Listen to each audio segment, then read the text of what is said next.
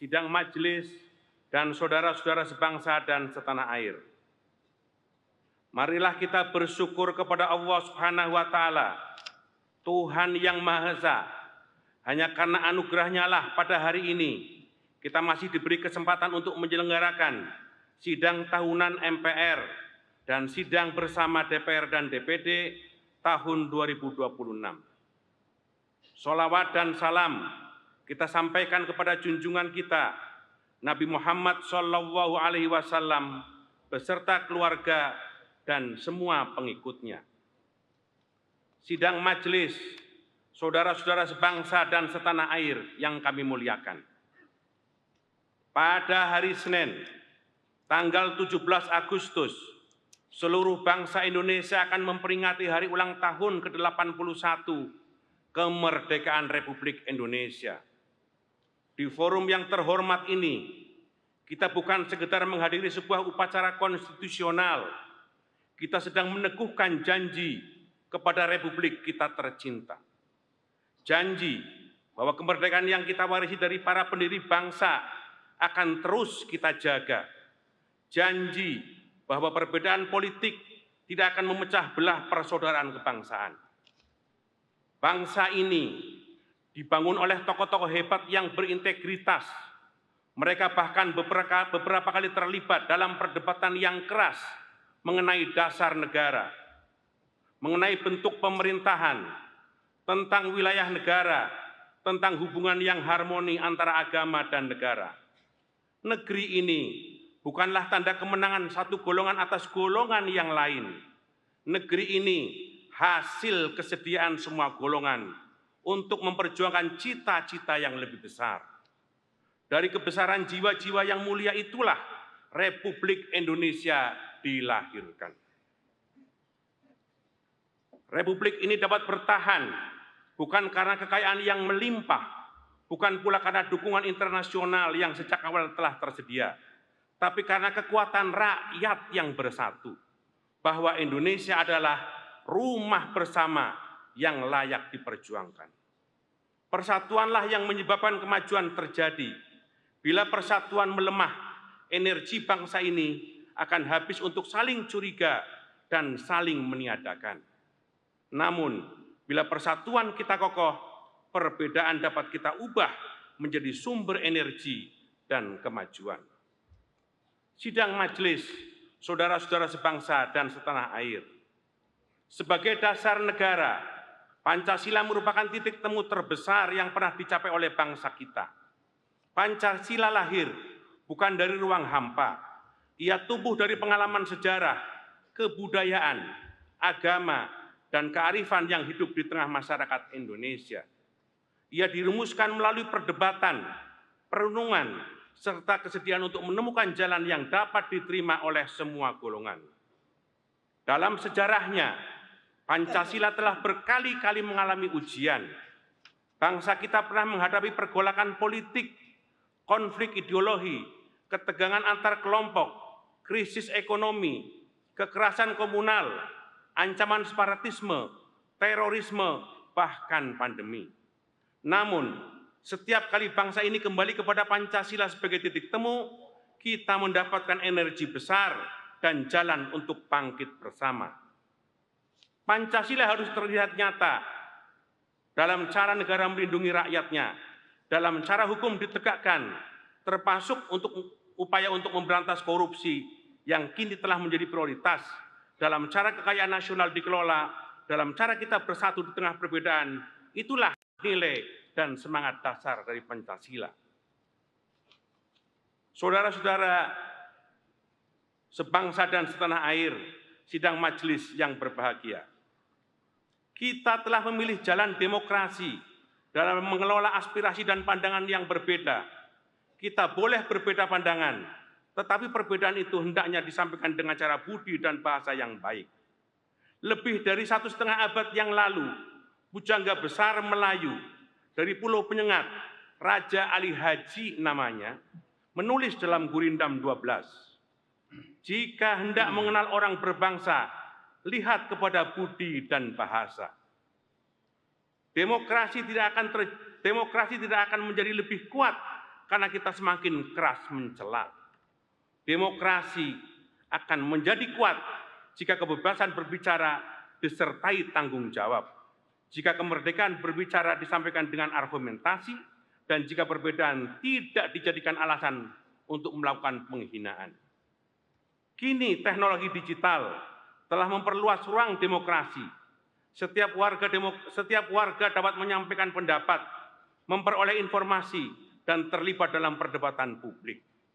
Namun, teknologi yang sama juga dapat menyebarkan kebencian, fitnah, manipulasi, dan kabar bohong dalam kecepatan yang belum pernah kita alami sebelumnya. Kita tidak boleh membiarkan ruang publik dipenuhi dengan bahasa yang merendahkan martabat manusia. Kita tidak selayaknya membiarkan perbedaan politik merusak persahabatan, memecah belah kekeluargaan, dan menanamkan kebencian di antara sesama anak bangsa. Karena itu, marilah kita membangun budaya politik yang lebih beradab, yang berciri keras dalam gagasan, tapi santun dalam penyampaian, teguh dalam pendirian, tapi terbuka dalam musyawarah, berani mengkritik, tapi tidak menghilangkan penghormatan kepada sesama. Sidang majelis, saudara-saudara sebangsa dan setanah air. 81 tahun setelah kita merdeka, kita patut bersyukur atas kemajuan yang telah dicapai. Bangsa kita telah membangun infrastruktur, memperluas pendidikan, meningkatkan layanan kesehatan, mengembangkan industri, memperkuat pertanian, memperluas perlindungan sosial, dan mengangkat warga jutaan dari kemiskinan. Namun, masih ada anak-anak kita yang berangkat sekolah tanpa sarapan. Masih ada keluarga yang harus memilih antara membeli makanan atau membayar pengobatan. Dalam kerangka itulah, kita memandang program makan bergizi gratis MBG sebagai terobosan dalam mewujudkan generasi emas tahun 2045. Program tersebut bukan semata-mata pembagian makanan, ia merupakan pembagian dari ikhtiar mencerdaskan kehidupan bangsa, serta membangun manusia Indonesia yang sehat dan berkualitas. Adalah mimpi kita semua memiliki anak-anak yang unggul dan bersaing secara kompetitif. Pemenuhan gizi anak-anak, ibu hamil, dan kelompok yang membutuhkan merupakan investasi jangka panjang bagi masa depan bangsa. Tugas kita bersama adalah memastikan bahwa tujuan yang baik itu dilaksanakan dengan tata kelola yang baik, tepat sasaran, dan akuntabel. Demikian pula dengan Koperasi Desa Merah Putih atau Koperasi Kelurahan Merah Putih. Konstitusi kita menegaskan bahwa perekonomian disusun sebagai usaha bersama berdasar asas kekeluargaan. Amanat ini menunjukkan bahwa pembangunan ekonomi Indonesia tidak boleh semata-mata diserahkan kepada persaingan bebas yang membuat pihak kuat semakin perkasa dan pihak lemah semakin tersisih. Koperasi merupakan salah satu sarana untuk menghadirkan demokrasi dalam kehidupan ekonomi. Melalui koperasi yang dikelola secara sehat dan profesional, petani dapat memperkuat posisi tawarnya, nelayan dapat memperoleh akses pasarnya, pelaku usaha mikro dapat berkembang, distribusi kebutuhan pokok dapat diperpendek, dan nilai tambah ekonomi dapat dinikmati masyarakat. Koperasi bukan sekedar badan usaha, koperasi adalah semangat untuk maju bersama. Karena itu, keberhasilan koperasi diukur dari tumbuhnya kegiatan ekonomi produktif, meningkatnya pendapatan anggota, kuat tata kelola, serta bertambahnya kemandirian masyarakat. Sidang majelis, saudara-saudara bangsa dan setanah air. Konstitusi pasal 31 mengamanatkan bahwa setiap warga berhak mendapatkan pendidikan.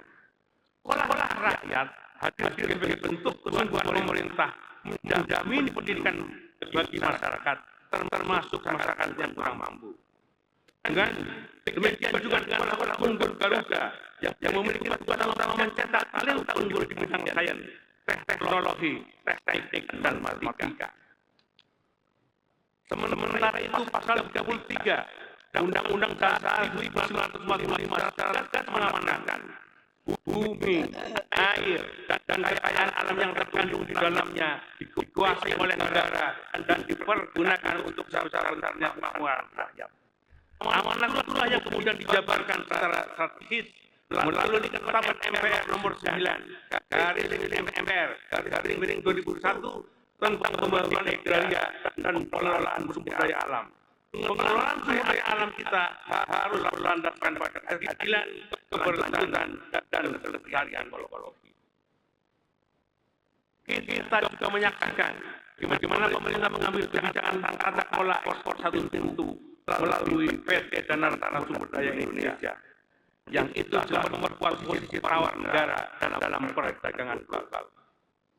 Saudara-saudara sekalian, sebangsa dan setanah air, sidang majelis yang berbahagia.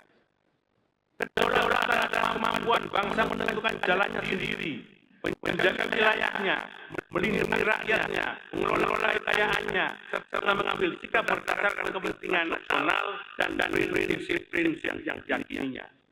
Konstitusi kita memberi arah yang jelas. Indonesia berkewajiban ikut melaksanakan ketertiban dunia yang berdasarkan kemerdekaan, perdamaian abadi, dan keadilan sosial. Karena itu, politik luar negeri bebas aktif berarti bebas menentukan pendirian berdasarkan kepentingan nasional, tidak berpihak pada salah satu blok manapun. Indonesia harus tetap konsisten menolak perang sebagai cara menyelesaikan perselisihan antar negara. Dalam bahasa yang sederhana, sering disampaikan oleh Presiden Prabowo, 1000 kawan terlalu sedikit, satu musuh terlalu banyak.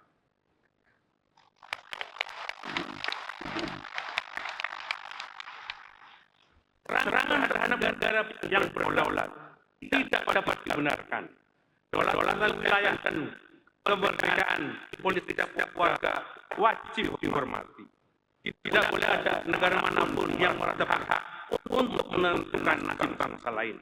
Karena itu, melalui mimbar yang terhormat ini, kami menyerukan penghentian perang di kawasan Timur Tengah dan di belahan dunia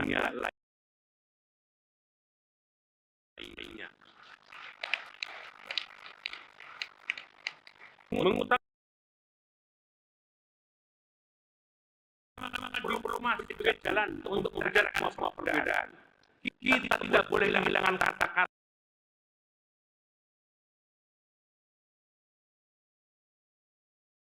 dan kesabaran untuk mencari jalan perdamaian melalui meja pengeringan.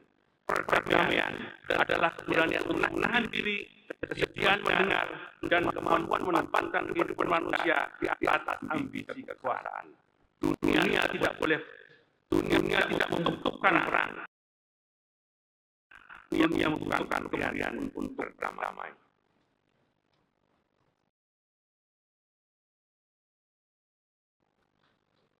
Sidang majelis, saudara-saudara sebangsa dan setanah air. Perang telah membawa korban bagi pemimpin Iran. Karena itu, dalam forum yang mulia ini, kami menyampaikan bela sungkawa yang mendalam atas wafatnya Rahbar, pemimpin tertinggi Republik Islam Iran, Ayatollah Ali Khamenei. Perkenankan pula kami menyampaikan bela sungkawa dan simpati yang tulus-tulusnya atas wafatnya Emir Qatar, Syekh Hamid bin Khalifah Al-Thani.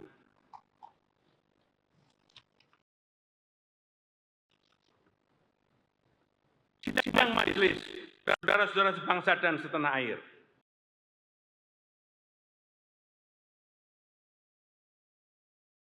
Dalam persoalan Palestina, sikap Indonesia tidak pernah berubah dan tidak pernah bergeser. Dukungan atas perjuangan Palestina bukanlah permusuhan terhadap satu agama atau bangsa. Dukungan terhadap perjuangan Palestina dan kemerdekaan Palestina berakar pada sejarah perjuangan bangsa dan konstitusi. Bangsa Indonesia mengalami sendiri pahitnya penjajahan perang. Karena itulah kita tidak dapat berdiam diri ketika bangsa lain masih hidup di bawah pendudukan dan kekerasan. Kita mendukung hak rakyat Palestina untuk merdeka, berdaulat, dan hidup secara bermartabat di tanah airnya sendiri. Rakyat dan bangsa Indonesia akan terus berdiri bersama rakyat Palestina. Sidang majelis, saudara-saudara sebangsa dan setanah air. Persatuan harus dirawat dari hari ke hari melalui keadilan, keteladanan, dialog, dan rasa saling percaya. Karena itu menjaga persatuan berarti menjaga keadilan. Kritik tidak boleh digunakan untuk merobek persatuan. Sebaliknya, persatuan juga tidak boleh digunakan untuk meredam perbedaan pendapat. Dalam falsafah Jawa, kita diingatkan untuk selalu ngeluruk tanpa bolo, sekti tanpa aji-aji, sugih tanpa bondo, menang tanpa ngasurake.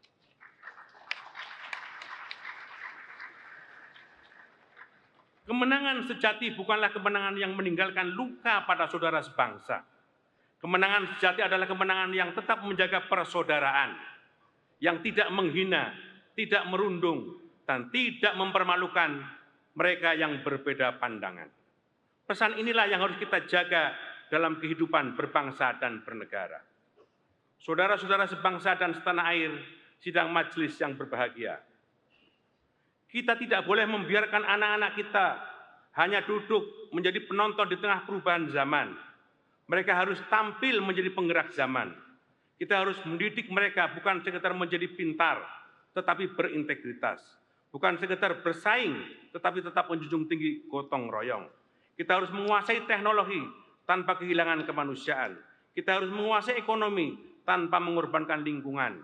Dan kita terbuka pada dunia dengan tetap menjaga kedaulatan. Anak-anak kita harus tumbuh dalam karakter beriman, bertakwa, dan berakhlak mulia.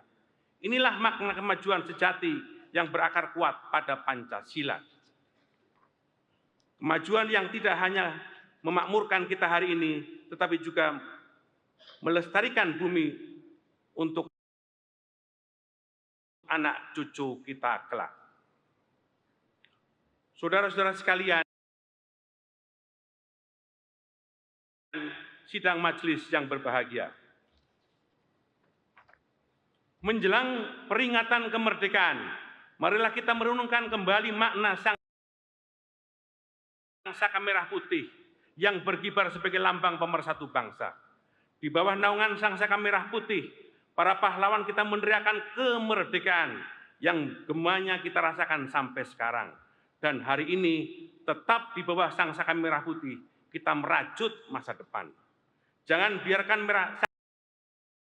Sang Saka Merah Putih hanya berkibar di ujung tiang. Hidupkanlah semangat dalam keberanian membela kebenaran. Sidang majelis, saudara-saudara sebangsa dan setanah air. Sejarah telah membuktikan bangsa yang besar bukanlah bangsa yang kebal dari kesulitan, melainkan mereka yang tidak pernah kehilangan harapan dan selalu memilih jalan untuk bersatu. Oleh karena itu, marilah kita menjadikan momentum kemerdekaan ini untuk meneguhkan tekad kebangsaan kita yang luhur. Marilah kita sekuat tenaga menjaga Republik Indonesia sebagai rumah bersama. Marilah kita bersama-sama merawat Pancasila sebagai titik temu kita semua dan menjalankan demokrasi dengan semangat kekeluargaan.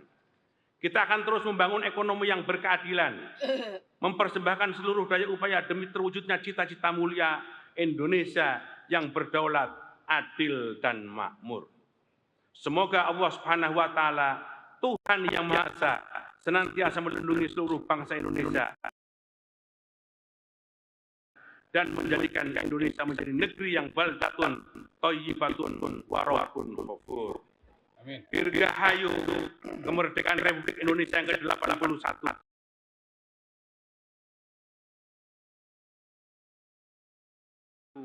Bersatu, berdaulat, adil, dan makmur. Sekali merdeka, tetap merdeka.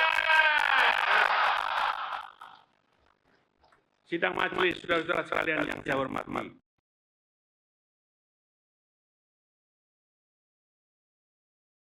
Sebelum tutup, Kami diizinkan untuk membaca 3 buah pantun.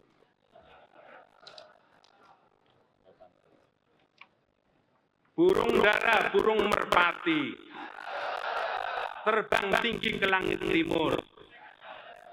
Kita optimis wujudkan negeri Indonesia berdaulat, adil, dan makmur.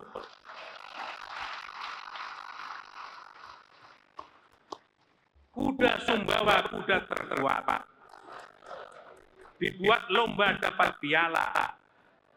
Kebijakan presiden yang merakyat menjadikan Indonesia semakin nyala.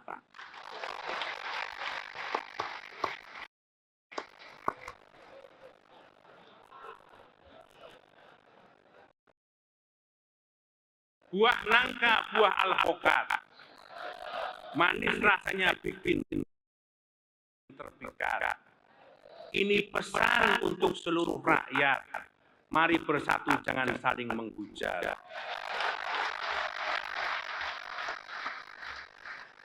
Selanjutnya, kami persilakan kepada Ketua DPD untuk melanjutkan memimpin sidang bersama DPR dan DPD tahun 2026.